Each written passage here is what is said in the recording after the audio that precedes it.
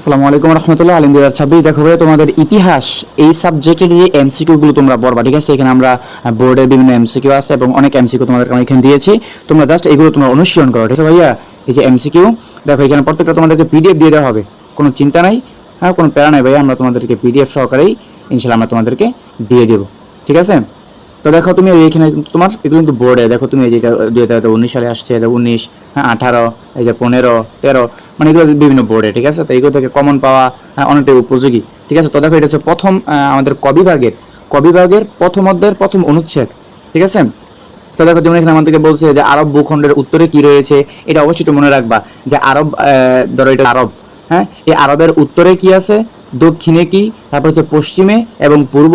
এই চারটা জিনিস মনে রাখবা, এই চারটা কেন্দ্র একটা এমসিকিউ আসে, ঠিক আছে? চারটা, যে আরবের উত্তর দক্ষিণ পূর্ব পশ্চিম, এই চারটাকে কেন্দ্র করে কি কি রয়েছে, মানে এই আরবকে কেন্দ্র করে এই চারদিকে কি আছে, এটা একটু ভালো করে দেখবা, ঠিক আছে? এটা কিন্তু খুবই গুরুত্বপূর্ণ। যেমন তোমার এখানে এসে পড়ছে যে আরব ভূখণ্ডের উত্তরে কি রয়েছে, উত্তরে আছে তোমার সিরিয়া, হ্যাঁ, সিরিয়া মরুভূমি, ঠিক আছে?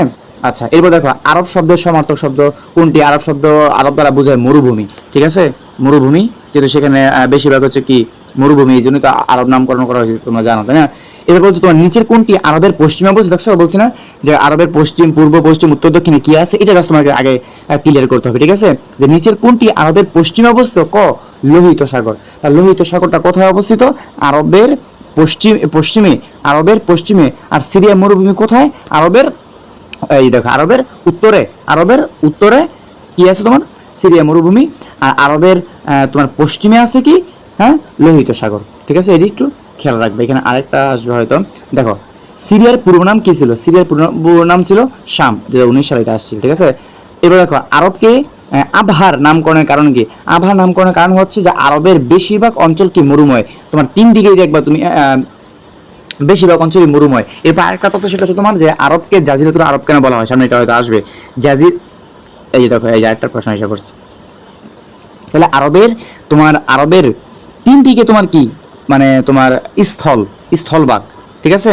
এই জন্য আরবকে কি বলা হয়? তোমার জাজিরাতুল আরব, অর্থাৎ তিন দিকে তোমার পানি রয়েছে আর একদিকে তোমার কি আছে, তোমার মানে মাটি আছে, স্থলভাগ, ঠিক আছে? স্থলভাগ আর তোমার তিন দিকে কি পানি, এই জন্য আরবকে জাজিরাতুল আরব বলা হয়। এটা বেলা গাইবা না, ঠিক আছে? ভালো করে এটা মনে রাখবা। এরপর দেখো তুমি বা ইদা শব্দের অর্থ কি? হ্যাঁ, জঙ্গল।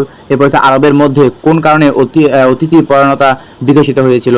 ভয়ের কারণে, ঠিক আছে? তারপর হচ্ছে ওটকে মরুভূমি জাহাজ বলার কারণটা কি? কারণ ওট ছিল চলাচলের একমাত্র বাহন। তো তোমরা জাস্ট এখানে দেখো, তোমার এমসিকিউ আছে, আমি পিডিএফ তোমাদেরকে দিয়ে দিয়েছি এগুলো। তো এখানে উত্তরও আছে, ঠিক আছে? এখানে উত্তর আছে, জাস্ট তুমি দেখে পড়বা। দেখো এগুলো যে তোমার বিগত যে সালগুলোতে আসছে, হ্যাঁ, জাহিলি যুগে মক্কার মন্ত্রণা পরিষদের নাম কি? এটা কিন্তু খুব গুরুত্বপূর্ণ। এটা হচ্ছে তোমার মালা, এই যে মালা, ঠিক আছে? এটা মনে রাখবা, দরকার খাতার মধ্যে তুমি লেখবা, এটা মনে রাখার চেষ্টা করবে ইনশাআল্লাহ। তো এই পিডিএফ আমরা তোমাদেরকে দিয়ে দিচ্ছি, এই পিডিএফ থেকে তোমরা পড়ো এবং আমরা তোমাদের সৃজনশীলের কবিভাগে কয়তে কি আসবে, কোন ধরনের প্রশ্নগুলো আসবে, এইগুলো আমরা তৈরি করতেছি ইনশাআল্লাহ। আমরা এগুলো তোমাদেরকে সাজেশন পিডিএফ আকারে তোমাদেরকে দিয়ে দেবো। তাহলে এই যে বোর্ডে যেগুলো আসছে এগুলো কিন্তু খুবই গুরুত্বপূর্ণ, সো এগুলো ভালো করে দেখবা। আর আল হিকমা অনলাইন মাদ্রাসা তোমাদের সাথে আছে, ফ্রিতে সাজেশন দেয় তোমাদেরকে, পিডিএফ সহকারে দিচ্ছি ভাইয়া।